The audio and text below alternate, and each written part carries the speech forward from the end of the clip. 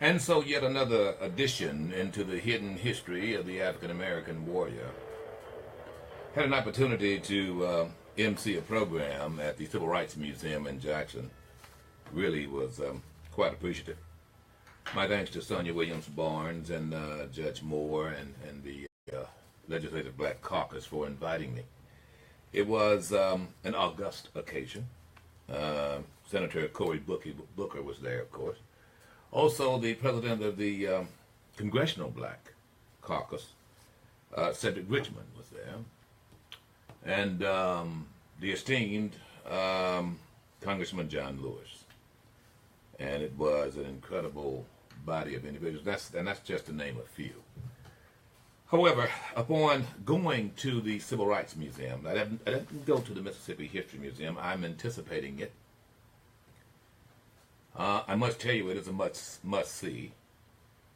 Very low on artifacts, very high on information. And, I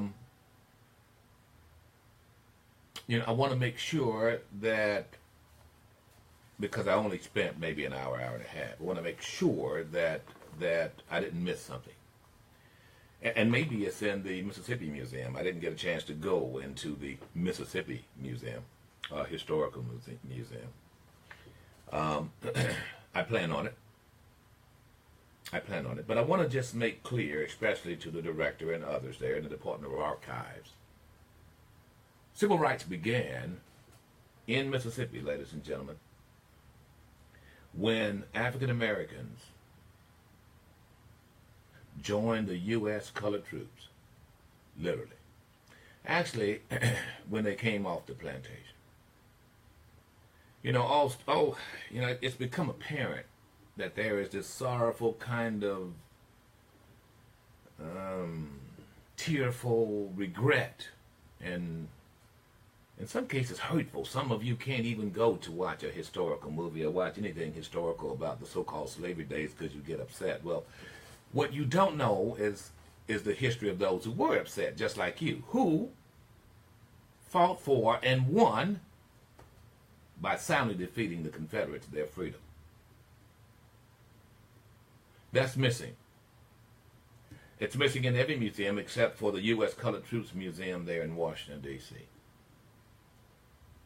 And I'm going to give the benefit of the doubt until I go through and thoroughly take a look, but just to be on notice, what I'm looking for, ladies and gentlemen, specifically in the state of Mississippi, is something regarding those over 17,000 African-American men who volunteered, came off of plantations and volunteered, and kicked butt, Confederate butt, from Ship Island all the way to the Big Black River in the Delta. It is well documented. And it is important because, ladies and gentlemen, that's where civil rights began. You do understand, civil rights goes back to the Declaration of Independence. The inalienable rights of life, liberty, and the pursuit of happiness. Well, before you have civil rights, you have to first have the God-given rights of life, liberty, and the pursuit of happiness. That is earned and was earned in this state at the barrel of a gun. And be not misled. Those black men who were stationed right out there at Ship Island earned it well. And it needs to be documented. It needs to be well documented. Well over 17,000, some 8 regiments came out of Mississippi. African-American men, 8,000 men, close to 8,000 men are buried right there in the Vicksburg Cemetery. You got to have a mention of that. That's where civil rights began. See, not only did you have individuals protesting, you had individuals fighting, and that in itself should be made mention of, especially one individual who was a Medal of Honor winner, who is the only Medal of Honor winner during the Civil War from Mississippi. His name? Wilson Brown, from Natchez. I looked for his name. Actually, not only his name, but several others there. The World War II veterans were mentioned, World War I sparsely. But this is so important. Let me tell you why it's important for those who are in the Department of Archives. You see, Ladies and gentlemen, we are represented by a battle regalia. The whole concept of Mississippi is one of bravado. It is unfortunate that little African-American boys don't have that sense of bravado, knowing that there's something worthy of fighting for, dying for, or killing for.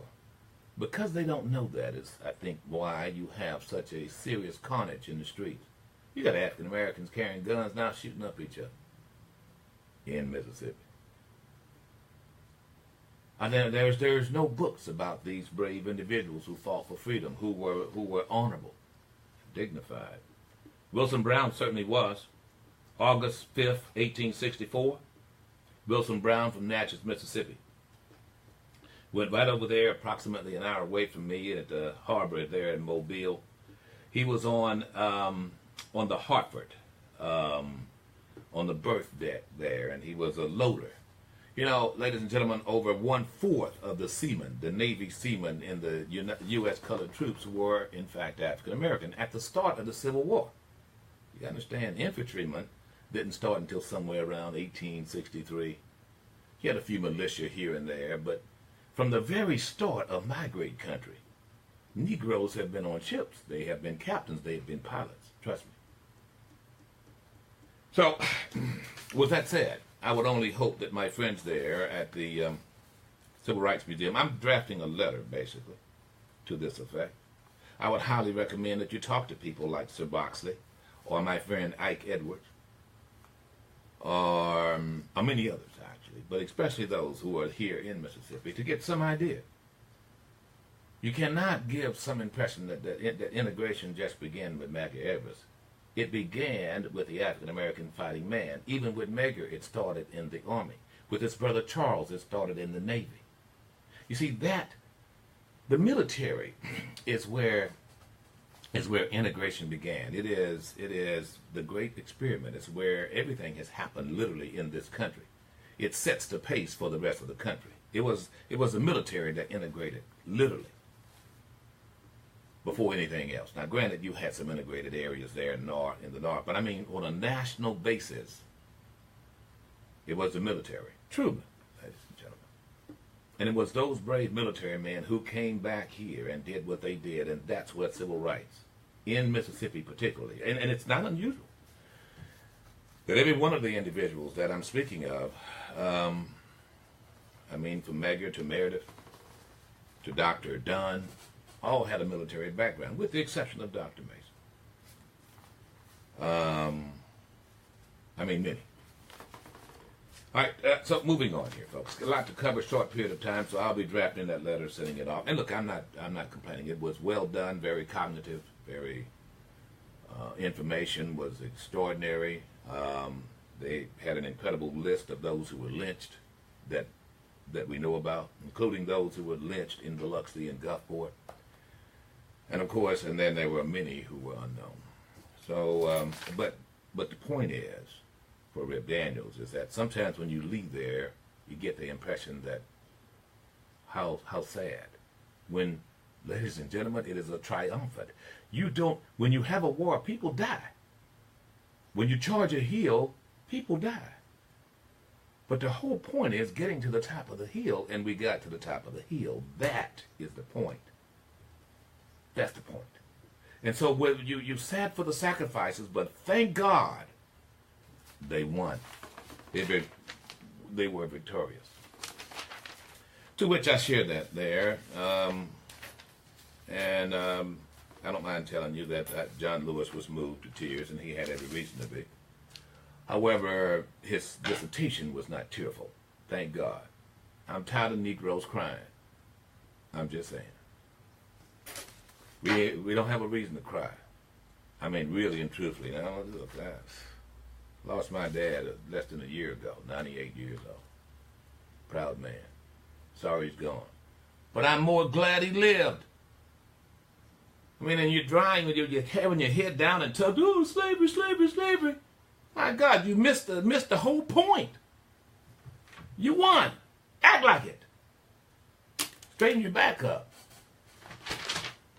And do something about it with the very freedom that you have. There you have it. That's a nice deal. Boy, where do I start? you can't get past the weekend. The president released the Democrats' memo on Saturday. You don't get any more politically trashy than that. I mean, it's just, folks, let me just tell you, I'm to the point now whereby those individuals who love their president hate their country, in my view. I don't know. I'll tell you why, because you've never had this kind of infiltration of an administration at this level in the history of this country. I don't know you had this kind of infiltration in the history of the world, with the exception of maybe how the Romans infiltrated northern Africa. I mean, it's just, every time you turn around, there is some Russian standing there in front of Donald John's face at his invitation, I might add. So we'll get to that. We will get to, of course, what is happening now. There is a movement going on, and the movement is I think it's being narrowly viewed as a movement against the NRA. Wrong. It is a movement for safety, period. It's in the hands of those who believe that, if you have no guns in the room, someone can be shot. All right? All right, if you raise your hand, give me a call. We can debate this. But just keep in mind, you heard what I said. If you have no guns in the room, someone can be shot. I'm a gun owner. I'm just going to make it very, very clear, folks. If you have no guns, nobody's going to get shot now. I'm just going to tell you, there's a reason why no guns are allowed in a certain environment. And I mean no guns. Now, do I think that could happen in our great country? No, I don't think so. I do think that there are some environments that are safe zones that it can happen if, in fact, the emphasis is on keeping it safe. There are ways to do that. We'll get into that. We certainly shall. Let's see here. I'm going to go to Moss Point. Mario King was there. The mayor of Moss Point was there. Was he? Gave a presentation. No, did he? He had to go online to see who John Lewis was. And he admitted as much. That's sad. But hopefully we'll chat. I understand that Keith Davis is not going to go into that beleaguered city. No. There's a problem. We'll chat about that. Big meeting tonight. I think the 100 men are going to be meeting at the rec center, and I'll probably be there. Okay, so there you have it. Let's just jump into it. Let's start at the top, because it always seems to go back with the GOP to this complexion problem. I don't know, what is it with you guys? No, it's not the GOP. It is not the GOP. It is conservatives. Let me just tell you, folks. Conservatives rule out of fear. What they do is they convince you that their fear is only in as much as their freedoms are going to be taken. That's to the point of paranoia. Now, if you're conservative and you want to take issue, it's fine. We can have the debate. However, I have found that so-called liberals rule out of, get this, access. They feel that the more access they have to a thing, the more freedom we have, which is why there is some indication that some are even tilting toward socialism, to say the least. Access, I should have access to everything, and everything should be okay, and everything should be right, and I shouldn't have any troubles. That's a liberal concept, idealistic. Everybody should be happy, idealistic. Big difference now, you see. You got a liberal standpoint that they feel that everything, they should have access to everything, and everything is free and hunky-dory, and I should buy, they believe in driving convertibles. Conservatives have a tendency to believe in driving tanks. Everything is about whether or not something is going to hurt them. And their freedom is only in as much as they're able to harden themselves and protect themselves from everyone else. Liberals have a tendency to go, oh yeah, we're happy-go-lucky. Nothing's going to happen. I'll go out into the bush in Senegal without a gun. Look at the lions and tigers. I think I'll pull a tail or two. You got it? And conservatives, on the other hand, have this sense of where, there's a lion and tiger. He's about 100 yards out. Going in the wrong direction. He's not hitting my way, but I think I should shoot him just in case he turns around. Sure. I'll get more into that. But I heard a little tete-a-tete with Michael Steele, the former the chairman of the Republican Party. It was at CPAC when someone came to the podium. This guy's name is Lynn. I don't see it here. Ian Walters. Oh, there it is. I'm sorry. Thank you very much. Ian Waters. He made comments regarding the fact of how things happen at CPAC. I want you to listen very closely. He's a conservative, Latino / ethnically vague conservative, one way or the other. Darker shade of pale, I can tell you that. Very dark. Very close to Herschelbach. You get white chocolate? Not quite as dark as Steele, but yeah, darker than me. So Ian comes to the podium and he starts his dissertation by talking about he got married there at the last CPAC, and then he said this. We were somewhat lost as a group. We had just elected the first African American president, and that was a big deal. And that was a hill that we got over, and it was something that we were all proud of. And we weren't sure what to do. And a little bit of cynicism, what do? This is a terrible thing. We elected Mike Steele to be the RNC chair because he's a black guy. That was the wrong thing to do. Huh. Mike Steele heard that. Oh, yeah. So he said that we elected, the CPAC, the first place the president was elected, they were kind of wondering what to do, and the president was elected, and then he said we were proud. I don't know what we here is talking about at CPAC. It's only, 4 African Americans there. And then he says that we, meaning the Republican Party, elected Steele as a chairman because he was black. A black guy. Yeah. I just said a black guy. Black guy. To which Steele was not happy about this. Went on the show with Matt Schlapp, whatever his name is, and really laid into this guy, Walter Ian. Listen. What the hell does my race have to do with any of that at the end of the day? What does the color of my skin have to do with anything you just said? Yeah, I disagree with the direction this president is taking conservatism in this country, because I call BS on a lot of it. When you can't stand the ground on Charlottesville, I'm going to call it out. I have to be authentic and true to myself. You do. All right?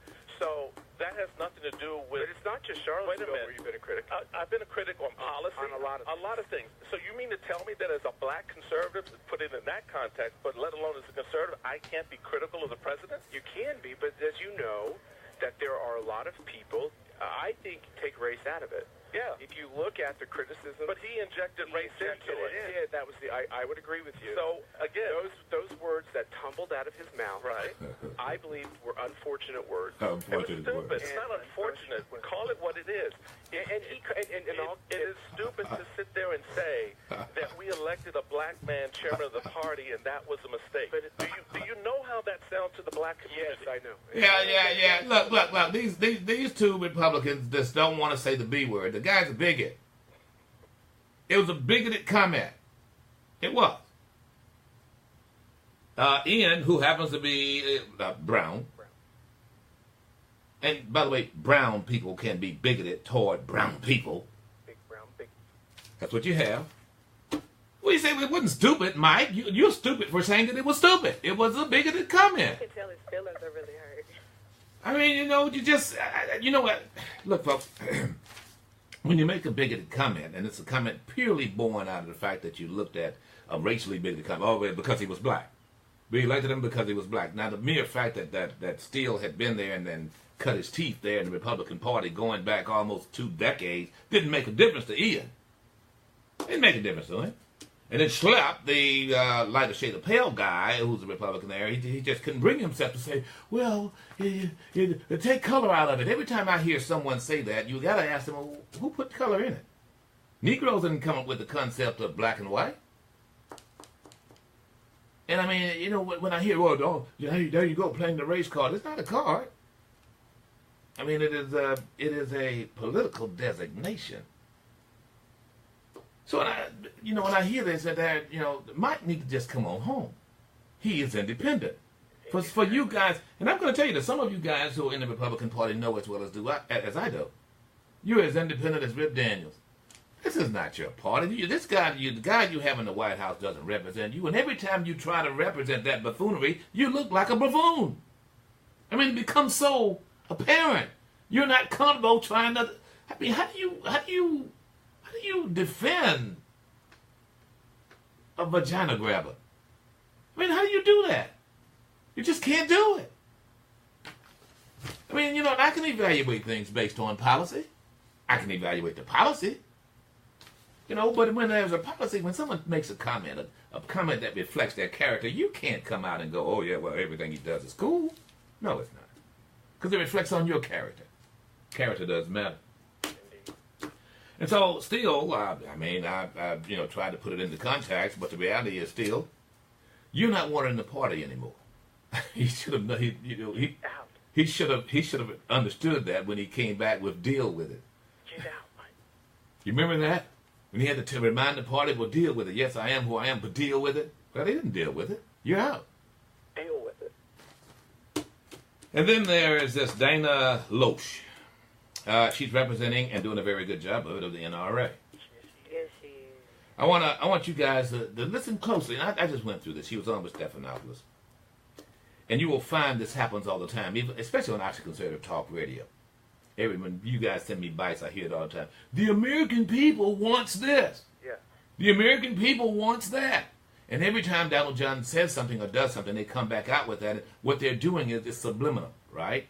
They're suggesting to you that all of the American people wants exactly what Donald John wants, a damn wall. And I want you to know, by them saying it, his base feels that the rest of us feel that way. When you and I both know the majority of the Americans voted against the wall and him. But this is how you deal, how political manipulation strategies work. And Donald John is good at it. That's why he keeps coming out saying no collusion, no collusion. Because ultimately you tell that lie long enough, people start believing it. And that's all they can remember. You guys just, I'm sorry, we've been dumbed down. Now it's a soundbite or two and that's it. So this Dana came out and she was being quizzed regarding where the NRA stood and so forth. Now, keep in mind, notice how when she responds to the NRA, she always talk about her 5 million members. Believe this. And ladies and gentlemen, I'm here to tell you, that's how this works. It's not about the leadership of the NRA, it's about the members. And she tries to invoke that as if somehow or another the members are being attacked with the NRA. Take a listen. Just here, I'll give you just an example of her using that. Well, the NRA has made their position incredibly clear. The 5 million members of the NRA have made their position incredibly clear. And I do want to caution people.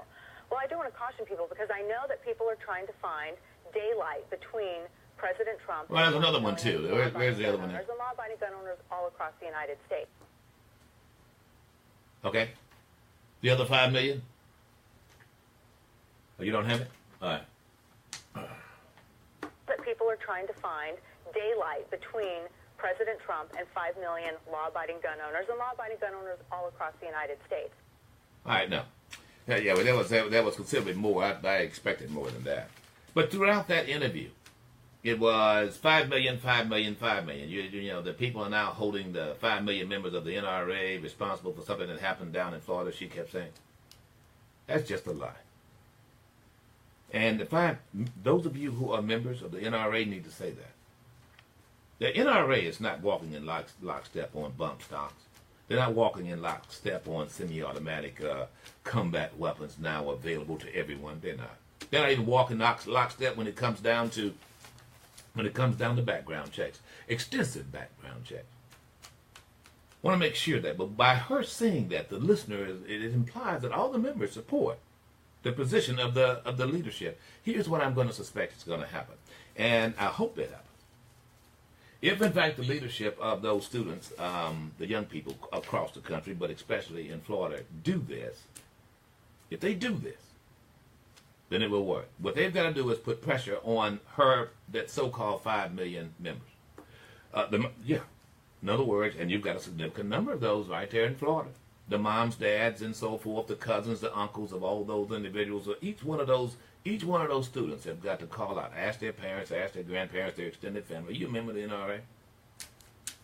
I need you to support me on this because they're saying, the NRA is saying you support just having teachers with guns in schools. Now, don't get me wrong. I think that the NRA can do some good things, and they have. Well, I was a member at that point. I stopped years ago. They have. However, that's political. What she's saying is political. What she's saying is a manipulation strategy for the listener, for the audience. Yeah, 5 million members support this. 5 million members support this. Well, guess what, folks? I'm going to tell you what the NRA is going to find out is that 5 million members don't support that. Actually, now you've had a significant number of corporations that come out and take the NRA to task by cutting off discounts and the like. I'm amazed by this. Now that some of their members are talking about boycott, and that will be your undoing. One of the first companies that said it was going to cut ties with NRA was First National Bank of Omaha. It would not renew the co-branded Visa credit card that has the NRA on it. So now NRA members, just keep in mind now, folks. The NRA didn't support President Barack Obama. He won. I want you to make sure you get that. Be very, very careful to who you tie your horse to. My point. However, there's the other thing I think that those students can do. It's very, very simple. I think they all should go out and buy AR-15s. I've said it before. Just go out and buy AR-15s, and if you're going to protest, go to your legislator's house. You know, when he's taking his kids to school, or go out in front of the kids' school and just stand there, stand around. Well, you got to be a certain boundary. It is a free zone, thank God. But just stand there, just on the way there, the trip there, you know, it could be on the highway. Just walk around. You don't have to even wear a hoodie. You actually can wear your Sunday suit, wear a suit and tie. Just have it strapped on your back as a young 18-year-older. Just walk around. I mean, it should be about 3 or 4 of you. And just see what's the reaction there. Let me just tell you, folks, I can tell you how that will end up. If you want to get legislators to get it, let it hit their own home. That's when you get it. See, our conservatives don't grasp that concept. They don't understand the concept of if it happens to me. In their mind, it's got this nice, neat little package that says, you're not responsible, or what's the matter with you? Can you just adapt, adjust, and overcome? As long as they're sitting in their nice little glass house. But let someone throw a rock. Trust me, they get it then. Ooh, we've got to do something. I was once there and now I'm here. Dick Cheney got it when he found out his daughter was gay. Remember that? He coming out talking about,